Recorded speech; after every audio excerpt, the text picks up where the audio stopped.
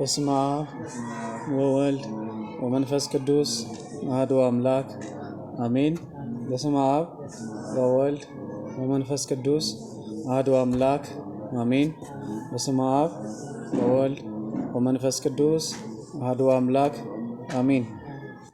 ኦ አምላክና እግዚአብሔር ናይ ሰራዊት ጎይታ መድኃኔ ዓለም ኢየሱስ ክርስቶስ በተኃጢአትናን በትበደልናን ዝግበእና ዘይነበረ ብናትኻ ቸርነት ግን ናብዚ ቅዱስ አደባባይ ዝለምጻኸና አምላክና እግዚአብሔር ክብር ምስጋናን ለአኻ ይኹን አሜን። በስም ክርስቶስ ክርስቲያን በስም ወልደ እግዚአብሔር ውሉዳን በስም መንፈስ ቅዱስ መንፈሳውያን ተባልኩም እትጽውዑ ናይ ክርስቶስ ደቂ ናይ መድኃኔ ዓለም ደቂ ምእመናን ምእመናት በጎይታና መድኃኒትና ኢየሱስ ክርስቶስ ፍጹም ናይ ሰላምታ ቃል ከመልኩም ቀኒኻትኩም አሜልኩም ዒላትኩም አሜን። ሎሎ ባህሪ እግዚአብሔር አምላክና ካብ ሰዓት ናብ ሰዓት ካብ መዓልቲ ናብ መዓልቲ ካብ አዋርሕ ናብ አዋርሕ ካብ ዓመታት ናብ ዓመታት አስሸጋጊሩ ነዚ ሰዓት እዚ ክንርኢ ዝፈቀደልና አምላክና እግዚአብሔር ብድጋሜ ዝተኸበረን ዝተመስገነን ይኹን። ሞ አምላክና እግዚአብሔር ብዝፈቀደልና ሰዓት ናይ አምላክና ቃል ካብ መጽሐፍ ቅዱስ አልዒልና በታ ዘላትና ጊዜ ክንነጋገር ኢና። ታይለ ቃል ህምዚ ይብል ንሪኦ ኣብ ዮሐንስ ወንጌል ምዕራፍ 3 ቁጽሪ 16 ዝርከብ ሃይለ ቃል እዩ። ቦ ዝኣምንስ ኩሉ ናይ ዘለዓለም ህይወት ኣለዎ ይብል። ቦ ዝኣምን ናይ ዘለዓለም ህይወት ኣለዎ ይብሎ ሐዋርያው ቅዱስ ዮሐንስ። እቱ ንሕና ቦ አሚና ናይ ዘለዓለም ህይወት ክህልወና ዝተፈቀደሉ አምላክ መን እዩ? ሐዋርያው ክናገር ከሎ ቦ ዝኣምን ኩሉ ናይ ዘለዓለም ህይወት ኣለዎ ትብለና ተሎ መድኃኔ ዓለም ኢየሱስ ክርስቶስ ካብ ሰማያት ሰማያት ናብዚ ምድሪ እዚ ክወርድ እንተሎ ናይ ሰባት ፍቅሪ ስሒብዎ ካብ ናይ ሰባት ደቂ ሰባት ስጋ ክወስድ ስለልደለየ ከምኡ ድማ ካፍታ ንጽሂት ቅድስት ዝኾነት በሐሳባ ድንግል በተግባራ ድንግል ዝነበረት ቅድስት ድንግል ማርያም መሪጹ ስጋ ዝወሰደ መድኃኔ ዓለም ኢየሱስ ክርስቶስ በዚ አምላክ እዚ ዝኣመነስ ናይ ዘለዓለም ህይወት ኣለዎ እላበለ ሐዋርያው ይነግረና። እዚ ማለት ብግልባጡ ትሪእት ኣለኹም ምእመናን በመድኃኔ ዓለም ኢየሱስ ክርስቶስ አምላክነት ዘይአምን ናይ ዘለዓለም ህይወት የውሉይ ማለት እዩ። ትርጉሙ እዚ እዩ። ዓለም ለክርስቶስ ከመይ እያ ትቅበሎ? ንመድኃኔ ዓለም ከመይ ጌራ እያ ትቅበሎ? ንሕና ከልመድኃኔ ዓለም ከመይ ጌርና አይና ንቅበሎ? ምናልባት ዓለም ሕዚ እውን እስካብ ሕዚ ዘይነቕሐትሉ ነገር እዚ እዩ።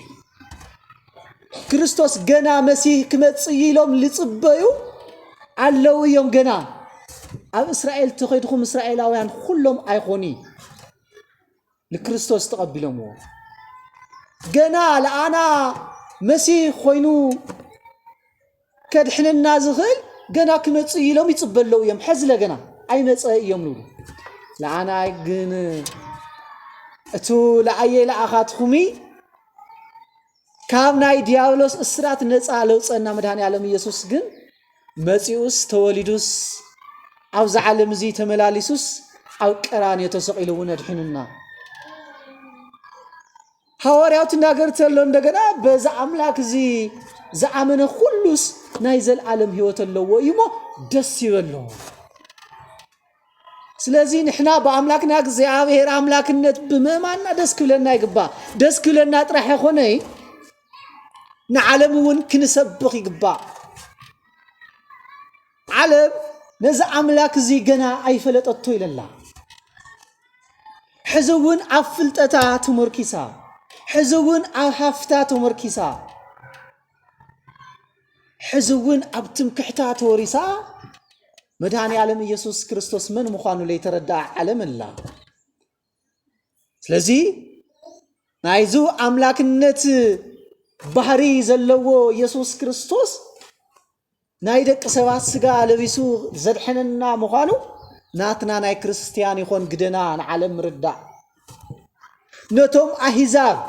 نتوم زي أمنو نتوم كاب كريستيان وزعي زلو دك سوات بحدا يكون بخالي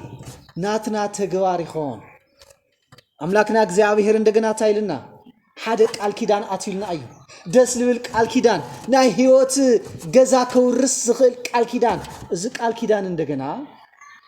دقي أو قدم سبات بزعباي تمسكير خمس بزعباناتي أملاخنت انت تمسكير خمس أنا እንደገና أو قدم تأبوي أيحفركم يكمسكروا لخمية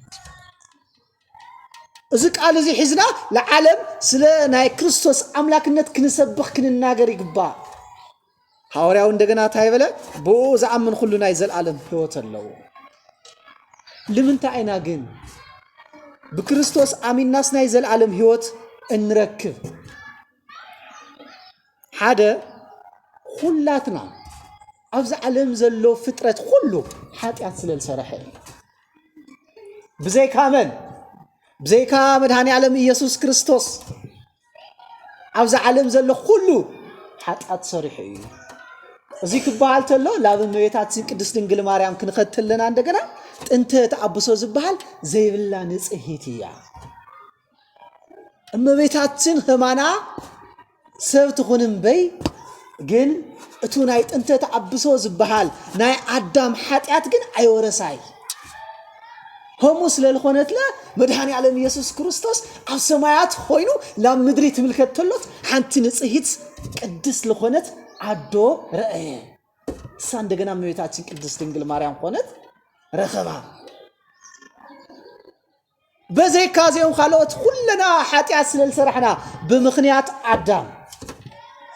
مخنياتو كل غزي همنولو ناينا مسرتنا عداميو عدام እንደገና ኃጢአት ሰሪሕ እዩ حدا ታይ ጥያቄ ክነልዕል ንኽእልና መቤታችን ድማ ታኾይና ናይ አዳም ዘርኤ ኾነት ድያ ናይ ዳዊት ዘርኤ ኾነት ድያ ከመገራ ዳሳ ካባና ትፍለየት ትኾን ኢልና ክንጥይቕ ንኽእል ስግን አምላክና እግዚአብሔር ገና ክመርጻ ከሎ ንጽሂት ስለል ነበረት ገና ዓለም ቅድም መፍጣሩ ተሐሰብ ነበረት ንጽሂት ቅድስ ድንግል ማርያም ስለል ነበረት حدا ግን بفلاطي بزي فلاطي እቱ ቃላት ከጣመምዎን ይምክሩ አይኾነ ይመመና ብዙሕ ጽንዓት የግልዩ እዩ ስለዚህ ኩለና ኃጢአት ስለሰራሕና በኢየሱስ ክርስቶስ ምእማን ናይ ዘለዓለም ህይወት ክንረክብ ይገብር همز يلبل أبرومي معرف سلسته قصر عسراي سلسته كلاتنا يبل حاتيات سلل سرحنا كلهم حاتيات سلل سرحو نا إجزاء خبري قديل وميو كلهم حاتيات سلل سرحو نا إجزاء كبري قديل وميو حاتيات مسرح نا إجزاء كبري مو قدالي لرممنا حدث حاتيات كسر رحتلو نا إجزاء كبري هم لقدلو كردع كخل النيو مالتي حدا قنت عينا نقبر عنين السغمي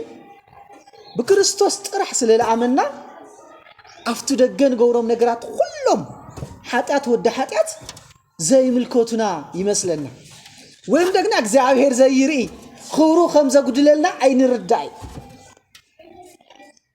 قنت عيولنا له توم كلهم حاتيات سلال سرحس نا اكزابير كبري قديل ومينو ስለዚህ ኃጢአት መስራህ አምላክና እግዚአብሔር ካዋና ይርሕቅ ምህላዩ መርአይ ስለልኾነ ብንስሓት ሓጺብኻ ናው ገጹ መምልላስ የድሊ ማለት ይመመና እቲ ኻልኣይ ለምንታ አይና ንሕና በክርስቶስ አሚንና ናይ ዘለዓለም ህይወት ክንረክብ ንኽእል ልብል ነገር مدهاني عالم يسوع كريستوس بحتاو ودي أب سلالخونه بحتاوي ودو ناي أب مدهاني عالم يسوع كريستوس سلالخونه عاوزين دقنا عالم حزتايت العليا اغزيابير اي ولدي اي ولدي الى انت غنا عالم تلعب بفلاي همزلولو نفولطو مينا بم توم احزاب نولم نحنا ያው ንጸውዕዮም ተይልና ሙስሊም ማለት ነው አይውልዲ አምላክ እንደገና አይወልዲ ስለዚህ ካይለም ጻኸው ኢየሱስ ክርስቶስ እዩ ተወሊዱ ወደ አብይቱ ለሆም ይሎም ልውጉትና መጽሐፍ ቅዱስ ግን ዲገቢሉ መድኃኔ ዓለም ኢየሱስ ክርስቶስ ወደ አብ መኻኑ አብ ብዙሕ መጽሐፍ አም ብዙሕ ምዕራፋት ቁጽርታት ይነግረን እንደውም ሕልፍ ይልዎም ሓደ ጊዜ ታይውሉ አረ መጽሐፍ ቅዱስ ለኩ አይብሊ ሶልኩም ይኹም በዓልኩም ፈጢርኩም በይ መጽሐፍ ቅዱስ ኣብ ሓንቲ ቦታ ለ መድኃኔ ዓለም ኢየሱስ ክርስቶስስ ወዲ እግዚአብሔር ይልብል የለ ኢሎም ይምጉትና እዮም እስኪ ሀመይብል መጽሐፍ ቅዱስ ነው ኣብ ዮሐንስ ወንጌል ምዕራፍ 3 ቁጥር 16 ተሪኹም ታይልብል ቦዛአምን ሁሉ ናይ ዘላለም ህይወት ክህልው እምበር ንከይጠፍ እግዚአብሔር እቲ ሓደ ወዱ እስካብ ዝህብ ነዚ ዓለም እዚ ፎቶዮ ነዚ ዓለም እዚ መድኃኔ ዓለም እቱ ንሕና አብ ኢልና እንጽውዖ ነዚ ዓለም እዚ ዝፎቶዮ ነቲ አዳም ክብል ዝፎቶዮ ለአና በመድኃኔ ዓለም ኢየሱስ ክርስቶስ ቤዛነት ከድሕንና ስለልደለዩ ምሳይደን ያኻቱ አሜን አምላክና እግዚአብሔር ምስኩላትና ይሁን ስለዚህ በክርስቶስ ኢየሱስ ናይ ዘላለም አምላክነት ምእማን ናይ ዘላለም ህይወት ይወርስ ማለት ስለዚህ ቦ ምእማን የድሊ እትሳልሳይ እትሐቂ መንገዲ ህይወቲ መድኃኔ ዓለም ኢየሱስ ክርስቶስ ስለልኾነ እትሐቂ ናይ መንገዲ ህይወት እትሐቂ ናምታ ህይወት ናይ መንገዲ ህይወት በቃ ሁሉም ሐቂ ልበሃሉ ኣብ ዓለም ብሙሉኦም ናይ እግዚአብሔር መንገዲ እዩ ሁሉም ሐቂና ንሕና ነቕምጦም ነገራት ሁሉም ናይ እግዚአብሔር መንገዲ እዩ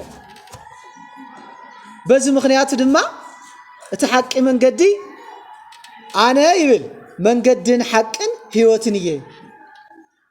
ካባይ ወጻኢ ናብ አብ ዝመጽእ የለን ይብል ኣብ ዮሐንስ 14:6 አነስ መንገድን ሐቂ ህይወት እየ ምናልባት ካብ ሐቂ መንገዲ ወጻኢ ንኾን ተለናስ ብናይ ክርስቶስ መንገዲ ኣይኾንና ይንኸድለና ማለት እዩ ስለዚህ ለአብ ክትወጽ ተደሊኹም እንደገና ይብል በባየ ቢልኹም ይኹም እዚ ማለት ግን ሓደ ብምንታይ ትርጉምዎ አማላጅ ይውል ነገር እዮም ትርጉምዎ መተዓረቂ እዩ እዮም ልብሉ ሃሞ ይኾነ ካባየ ወጻኢ ለአብ ዝበጽሕ የለይ ትብለና ተሉ መድኃኔ ዓለም ኢየሱስ ክርስቶስ እቱ አነ ዝገብሮ እቱ አነ ዝፈቀድኽዎ ነገር ሁሉ እንድሕር ዘይትፍጽሙ ኮይንኹምስ አብ ክትረኽብዎ ኣይትኽእሉ ማለት ስለዚህ መድኃኔ ዓለም ኢየሱስ ክርስቶስ አምላክ ምዃኑ አሚንኻ አምላክ ጥራሕ ይኾነይ እቱ ቅድሚ ዓለም ዝነበረ ድሕሪ ዓለም ዝነበረ ገና ልመጻውን ዝነብር አልፋን ኦሜጋን ምዃኑ ምእማን እቲ ናይ መጀመርያ ናይ ክርስቲያን አንድ ሕቆ ምዃኑ ምርዳ የድሊ ምእመናን ማለት እዩ ስለዚህ አምላክና እግዚአብሔር ናይ ዘላለም ህይወት ዘርክብ አምላክ ምዃኑ ተረዲኻ ሕዚ እንደገና ለዓለም ምምስካር የድሊ ለዓለም ምንጋር የድሊ ገና ዘይተረድእዎ ስለሌለው ኢየሱስ ብስሙ እዮም ልርድእለው እምበይ ክርስቶስ መን ምዃኑ ገና ዓለም ይፈለጠቶይ ዝተረድእዎ ብጣዕሚ ውሕዳት እዮም ምክንያቱ ኣብ መንገዲ ንሪኦም ካፍቲ ላፍቲ ኢዶም ላወራጨዩ ክርስቶስ ተቐበሉልን ኣለው ክርስቶስ ፈሊጦም ወለ ይኾንስ ክርስቶስ ልብል ቃል ጥራሕ ሒዞም እዮም ክርስቶስ ምጽዋዒ ክርስቶስ ምዃኒ ይፈላለ ይምመናል ስለዚህ አምላክና እግዚአብሔር እንደገና ምእማን ክባል እንከሎ በሙሉ ተግባሩ ኮን ክለለው ማለት ናይ ዘላለም ህይወት እንደገና በዘይሱ ካሊ ምንም ክንገብር ስለለይ ንኽእል እትራውዓይ አምላክና እግዚአብሔር ዝብለና እንደገና ናብ እግዚአብሔር እንተ ተመሊስናስ ዝምሕር አምላክ ይቅር ልብል አምላክ መድኃኔ ዓለም ኢየሱስ ክርስቶስ ስለልኾነ አብዙሕ ምርአይ ይከዓል እታ ዘማዊት ዝነበረት ንእስቲ ብዙሕ ኃጢአት ሰሪሓ በብዙሕ ቆሻሻ ዝበሃሉ ሰባት ቆሻሻ እዮም ዞም ስራሕቲ እዚኣቶም ኢሉ ዝገለጾም ነገራት ዝገበረት ሰበይቲ ኣብ ቅድሚኡ ኸይዳ ግን ኣብ እግሩ ኮፍ ኢላ እግሩ ብሽቶ ምሕፃብ ክትጅምር ተላ ሽዑ ኃጢአትኺ ተደምሲሱልኺ ገዛ ክዲ ክብላ ተሎ ዝምሕር አምላክ ምዃኑ ሽዑ ርኢና መድኃኔ ዓለም ኢየሱስ ክርስቶስ ስለዚህ ኢናኮ ንሕናሲ ብክርስቶስ ምእማን ናይ ዘለዓለም ህይወት የርክብ ይንብሎ ዝምሕር አምላክ ምዃኑ ስለንፈልጥ እዩ መፂኻ ተለሚንኻዮስ ዘይስስዕ አምላክ ምዃኑ ስለንፈልጥ እዩ ከምኡ ምዃኑ እንደገና ኣብ ብዙሓት ታሪካት ርኢናዮ ኢና መጽሓፍ ቅዱስ ክነንብብ ተለና መጽሐፍ ቅዱስ ታይ ምኻድ ለድሊና አረባዕልና አፍቱ ሕዚ ዝኾነ ነገራት እንደረእይዎ መመና ክርስቶስ መፍትሒ ተለየ ምጽ ነይሩ መድኃኔ ዓለም መፍትሒ ተለይልእኽ ነይሩ እኮ ኣነ ንስኹም ይሕዝ ምንግጋር ምኽኣልናይ እዚስ ክርደአና ክኽእል እኔዎ መመና ነዚ እዩ ላብ ገዛይ ተተመሊስኩምስ ዝምሕር አምላክ እየ ብስሩውን ተተመሊስና ዝምሕር አምላክ ምዃኑ እንደገና ይነግረና እዩ በሐቂ ብለኩም ኣለኹ እንድሕር ዘይተመሊስኩም ከም ህፃናትውን እንተ ዘይኮይንኩም ናብ መንግስተ ሰማያት ፈጺምኩም ኣይተኣትውዋን ኣርባዕተ ነጥብ የቕሚጡ መድኃኔ ዓለም ኢየሱስ ክርስቶስ እንተ ዘይተመሊስኩም ስለዚህ ታይ ማለት እዩ ተመለሱ ካፍቲ ናይ ጥፋት መንገዲ ተመለሱ ከም ህፃናት ድማ ሁኑ هم ህፃናት ሁኑ ትባሃል ተሎ ተግባር ሁሉ ናይ ህፃናት ምዃን ማለት ይኾነ እቱ ንጹህ ልቢ እቱ ዘይቅየም ልቢ እቱ ረሳዒ ልቢ ናይ ህፃናት ውረስዎ ከምዚ አንድሕር ዘይኾንኩምስ እታ ትብህግዋ እታ ትጽበይዋ መንግስተ ሰማያት ወይከ ኣይተኣትውዋ ስለዚህ ታይ ምዃን የድሊ ህፃናት ምዃን የድሊ مسحاوخ مس وجنخا بزخوني زي خوني زي مقياق زي مقحار زيابير كاب زصلوم نغرات مرحاق ازين تغير املاكنا زيابير زمحر املاكي ازي سللخونه ازين تغيرنا لا كريستوس انت قريبنا زل عالماوي هيوت زركب املاك سللخونه نحنا حزن دغنا باملاكنا زيابير نتعاممنا ስለዚህ አምላክና እግዚአብሔር ህፃናት ሆኖ ደቀይ ተመለሱ ልብልሎል አናይሉም በይ ለእግዚአብሔር ክብሪ ንዋዕሉ ጥራሕ ስለለ ሐሰበ ክኽበር ስለልደለ ሐምለ ሆነ እንደገና ክርደና አለው ሓደ ኢና ዕሽው ለልና በተለይ ሐማየ ታይና ንብል አቱ ታይና ንብል ላው ገዝኡ መኻድስ ላው ገዝኡ ምስብሳብስ ለእግዚአብሔር ነኽብሮ ኢሉ ዝሐስብኒ እዩ ቢየዋህነት ክኾን ይኽእል ብፍላጥ ብዘይፍላጥ እግዚአብሔርማ ኸቢሩ ዝሓደረ ለባዕልና ክብሪ ምንታን ከይጎድለና ግን ላው ገዝኡ ንምጻ እመቤታችን ቅድስት ድንግል ማርያም ቅድስት እያ ብጽኢት እያ ምባል እትኽብሩ ለአናም በይ ለመቤታችን ይሆነ እንሰማ ገና በጓሓቱ በስላሴ ለኸበረት አዶ እያ ሕዝኮ መናፍቃን ዘይተረዶም ነገር እሱ እቶም ቅዱሳን ምጽራፍ ዝጅምሩ እቶም ምንቁሻሽ ዝጅምሩ ዘይተረዳኦም ነገር እቲ ክብርስ ንዓዓቶም ይመስሎም ክብሪ ልበዓልና እሳቶም ሓደ ግዜ ኸቢሮም እዮም ዝጎድሎም ነገር የለይ ኣኽበርናዮም ኣያኽበርናዮም ዝውሰኸሎም ዝቕነሰሎም ነገር የለይ ስለዚ ክብሪ ክበሃል እንተሎ ልበዓልና ምዃኑ ፈሊጥና ኣምላክና እግዚአብሔር እንደገና በዚ መጠን ኣምላክ ምዃኑ ምምስካርን ዘይምሕፋርን ስለ ክርስቶስ ምምስካርስ ታይ ልሕፍር እኒአዎ ታይ ለሸማቅቕ እኒአዎ ኣብ ሞባይልካ ልኾነ ስክሪን ምግባር ናይ ክርስቶስ ወይ ናይ እመቤታችን ቅድስት ድንግል ማርያም ናይ ቅዱሳን ስእለ አድህኖ ኣብ ናይ ሞባይልካ ስክሪን ምግባር ታይ ልሕፍር እኒአዎ ምንም ሓደ ናይ ስብከት መንገዲ እዩ በዚ በቱ ቀሊል ልመስለና ግን ዓለም ክነምህረሉ ክንሰብኸሉ ንኽእል ነገር ኣሎ ዝተፈላለዩ ምክንያቱ እዚ ነውግዕ ለና ዘመናዊነት ስለልኾነ እዩ ኣፍቱ ቴክኖሎጂ ኣፍቱ ካልኦት ነገራት ምስቲ ዓለም ክንኸድውን ስለልግባዕ በዚ መንገዲ ክርስቶስ ምስፍሕፋሕ ናይ ቅዱሳን ክብሪ ምስፍሕፋሕ ናይ ቤተ ክርስቲያን ሕግን ዶግማን ቀኖናን ምስፍሕፋሕ ይከኣል እዩ ሓደሓደና ግን እንታይ ንገብር እዋይ ሰብዚስ ብጣዕሚ ባኽራሪ እዩ ከይንበሃል ሰባት ከይፀሉና ሰባት ወይም እንደገና ናትና ተሓሳስባስ ብጣዕሚ ልወረደ እዩ ንእሽተ እዩ ከይውልና ምንታን እንሓፍር ሰባት ብጣዕሚ ብዙሓት ኢና እዚ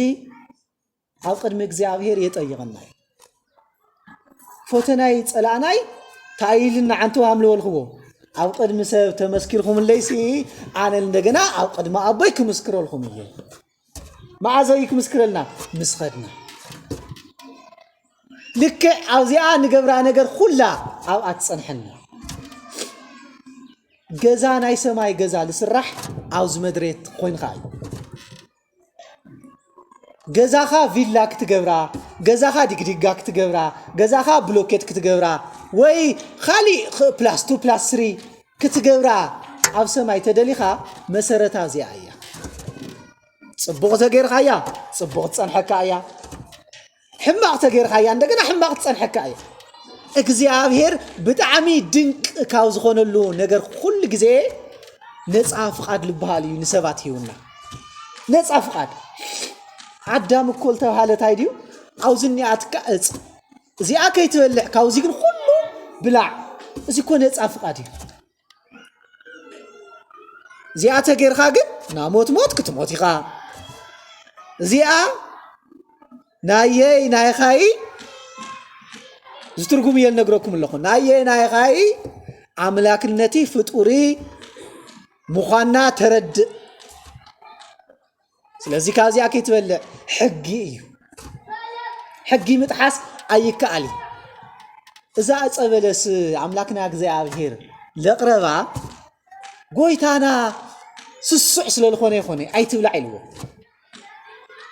ወይ ካሊ ልብላዕ ስለለለ ይኾነ ኣይትብላዕ ኢልዎ ካኡ ልበለፀኮ ብዙሕ በለሳት ብዙሕ ፍረታት ኣውኔካ ብላዕ ኢልዎ ግን ታይ ስለልደለ ናይ ፈጣሪ ናይ ፍጡራኒ ኣፈላላይ ክህሊ ግድን ስለልኾነ ሕጊ እውን ክፍጠር ዘለዎ ምዃኑ ግድን ስለልኾነ አምላክና እግዚአብሔር ከም ሕጊ ገይሩ እዩ አዳም አቦና እንደገና ተሰሓተ ብምንታይ እዩ ተሰሓይቱ ገለስ ኻልኢ ነገር ብኡ ምክንያት እንደገና ኩለና ኃጢአት ምግባርና መድኃኔ ዓለም ኢየሱስ ክርስቶስ እንደገና ድሕሪ 5500 ዓመት መጺኡ ካብ ድንግል ቅድስት ድንግል ማርያም ተወሊዱ ኣብ ቀራንዮ ተሰቂሉ ለአየ ለአኻትኹም ካብዚ እስራት እዚ ነፃ ገይሩና ብዛዕባ ዚ አምላክ እዚ ምምስካር ታይ ይሕፍር ምእመና ብዛዕባ ዚ ጎይታ እዚ ዓለም እኮ ብዛዕባ ናምታይ መዓልት ነዋ ናልተፈላለዩ መዓልት ነዋ ናማይ መዓልት ነዋ ናይ HIV AIDS መዓልት ነዋ ካሊእ ናልኾነ መዓልት ነዋ ናይ ሰላም መዓልት ነዋ ና ብዙሕ መዓልትታት ነዋ نحنا نا እግዚአብሔር معلتي نا مدهاني عالم معلتي نا قدس دنجل مريم معلتي نا قدوس ميكائيل معلتي تبلنا يحفر دي اي حفري ግን ሕዝ እንደገና ምሁራትና ቶም ፈላጣቲና ዝብሉ አየድሊ بسم مدهاني عالم بسم ገብረ መንፈስ ቅዱስ ዝኽሪ ላበልኻ ምጽዋዕ አየድሊ እዚ እቱ ሚስጥሩ ላይ ምፍላጥ ስለዚህ አምላክና እግዚአብሔር እንደገና نحفرلو أملاك لي خونس نخرعلو درتنا نفحنا نمسكرلو أملاك سلالخونه نزا أملاك زي كخوننا أملاكنا እግዚአብሔር لفقد እንደገና ስሙ استخبر يستمسجن يخون أتو حمشاي እንደገና بأملاكنا እግዚአብሔር أملاكنا زي يأمن نا እግዚአብሔር قطعه سلالو صحلي بكريستوس زي يأمن بكريستوس أملاكنا زي يأمن نا እግዚአብሔር قطعه أو العليو الله أزيكنا أمن لنا يوحد يبزح أو هيوتنا يقاطمو إيو مخنياتو أتوم لكريستوس استقبلوا قدوسان هيوتهم كنمرمر انتلناي نتوم أتوم بكريستوس زي يأمنوا لكريستوس زي تقبلوا هيوتهم كنمرمرهم انتلنا خلتيو بتعامل تفلالي إيمامنا قدوسات أبوتاتنا تايولي عميهم وزبوز لخونو لمسلكم جنات ريوم تلخا وزامات جنات ريوم تلخا دسي ولخا حفين لخونت قولو بليعب اتالي تربح بكل تبليعب اتوم نحنا كريستوس لبهالي نفلتي إلوم معلتي قرط الله والعلو كواس هندتهم أبوتاتنا أيخوني تو معارقهم زي كان من تايل مصاي نا እግዚአብሔር በረከት ኣብ ልዕልቶም ቅዱሳን ስለልኾነ ስለዚህ በእግዚአብሔር ምእማን እንደገና ዓውይ ክብሪ በረከቲ ስለለውሁ ማለት እቱ ሻድሻይ እንድሕር ኃጢአትና ተናዚዝና ንስሐውን ተኣቲና ንስሐና ይቅር ልብል አምላክውን ስለልኾነ ዮሐንስ ዲዩ ጴጥሮስ እንደ ጊዜ ይቅርታ ይለየ ለምሕር ሸውዓተ ጊዜ ሸውዓተ ጊዜ 7 ተባለ በቃ መዓልት ተበደልናውን ዝምሕር አምላክ ምዃኑ ዘደንቕ አምላክ እዚ ማለት ግን ናጋክ መሐርየዋ ኢልናነለ ስቁልና ኃጢአት ከይንሰር እዚ ዕሽነት ይኮን ናጋ ብንስሐክ ምለስየ ኢልና ሕዚ ኃጢአት ላ ፍልጥና ከይንሰር እቲ ዓዊ ፀገምና እዚ ሎም ማዓንቲ ንስሐና አትሞ ገና ካብዚኣ ተወፃናይ ለቀየመና ሰው ወይ ገለታ አሊስ ምጽራፍ ንጅምር ትምጽራፍ እኮ በቃል ዋላልከ ይሆን ይኽእል ኮይ بوش بلبنا وايز حماق وايز حماق لجبرت النكو أو زي كون السها ودينا خيدنا وصينا كوين حويي ناي دياولس اسراتينا تأثيرنا مننا ازي كفت حتى خوينو لا أملاكنا እግዚአብሔር مقرب يدل ኃጢአትና እንደገና ካብ ልብና ተተናዚዝናት አምላክና እግዚአብሔር እንደገና ዳግም ላፍቱ زيوتصع حتات أيتونا يحلونا سلازي تتملسنا زمحر أملاك مخانو سلنا أمن نايزل على الحيوات እንደገና كنورس نخدينا مالتي حاتياتنا عند حرتنا زيتنا حاتياتنا يقرا خبلنا كعمصا كله كنصهنا زتامن صادق يولو لمن مداني عالم يسوع كريستوس اتناي موداتا ناموداتا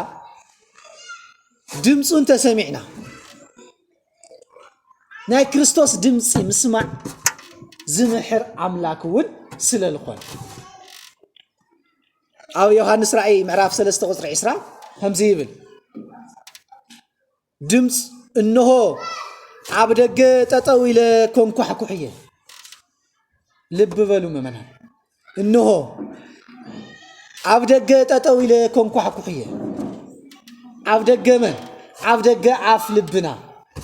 عبدك ننحد حدنا عبدك حلنانا كل جزء قاتل له وديت جاجل لخالفيل عوي فرد الهب حلينا لبها الأملاكنا እግዚአብሔር كوفو بيلنا له إنه عبدك تطويله كنكو حكوحية ما نمي زخوانه دمس يسمعوه بروز خفتلي ناو كاتيه مسوون درار كبلعيه نسوون مساي كبلعيو زي مالت أملاكنا እግዚአብሔር معلتي أبريد دو يبل لبل أملاكي نردو دينا أي نردو يقد خالي نجر أنا نسخمي بزي حدا نجر كابل تفلالي بوتاتات لو زي متسينا دينا بزي حدا نجر نمتسينا عم حلنا أنا كل خنا قاتل له نا እግዚአብሔር قال كنسمع وي من دقنا جزء كنسعم جزء كنرق سلالدلنا أملاكنا እግዚአብሔር كوز عدلت زي لهابنا لمن نمي هاويكو عدلنياتات سلالخونا عين أوزي قدس الدفاوي إذا ساعات زي أنا حلف لنا بزي ما دس باك لنا يكبا سلازي دكاي عودك خوينا توقع حكو حتى اللغوسي خفيتكم من إيهم مو دسي والخم مالتي دنس أي تسمع اللغو علي بحادي بخالي تمهار اللغو مساخم درار كبلعية مالت اتوك عليك هوكم إيه علي سمعكم من دقنا نافيوت زملس قال سلالخونا نسخاتهم من دقنا مساح يكتب العيخوم نايزل عالم هيوت كتورت سيخوم مالتي سلازينا أملاكنا እግዚአብሔር دمس مسمع كل جزء اتو نبهقو نجر نايزل عالم هيوت تا إيو إلنا ناي منبارنا ترجم نايزا عالم زي منبارنا ترجم اتزل عالماوي جزانا نموراسي خالي من المقنيات يولي زتفترنا يا أملاكنا እግዚአብሔር قدوس الله ولنا لكحم قدوسان ملائكت تسلفنا صعدانا خوينا لولا مسجنا كننبر يتترجم ስለዚህ ናይ እግዚአብሔር ቃል መስማዕ የድሊ ምምጻኹም ደስ ክብለኩም ይግባእ በቃ አምላኬ ለሆነ ክትغيرول ደለኻ ነገር ባየሎ ለምንታይ ላው ገዛኻ ክመጽ ትደፋፈ እንለኻ አምላኬ ስለል ደለኻ እዚ ክንብል ይግባእ መጽኻ ምኻድ ግን ትርጉም ይውል ስለዚህ አምላክና እግዚአብሔር እትስተማሃርናዮ እትስተማዓድናዮ ሁሉ አውልቦናና ሓዲሩ ንተግባር የብጽሕና አሜን ዘመረና ዝገሰጸና ዘማዓድና አምላክና እግዚአብሔር ቅዱስ ፈቃዱ ስለልኾነ ድማ ስለልኾነ አምላክና እግዚአብሔር በድጋሜ استخبرن استመስገነን ይሁን ናይ እግዚአብሔር ቸርነት እና እመቤታችን ቅድስት ድንግል ማርያም አማላጅነት ናይ ቅዱሳን ጸጋን በረከትን ምስኩላትና ይሁን አሜን ወስብሐት ለእግዚአብሔር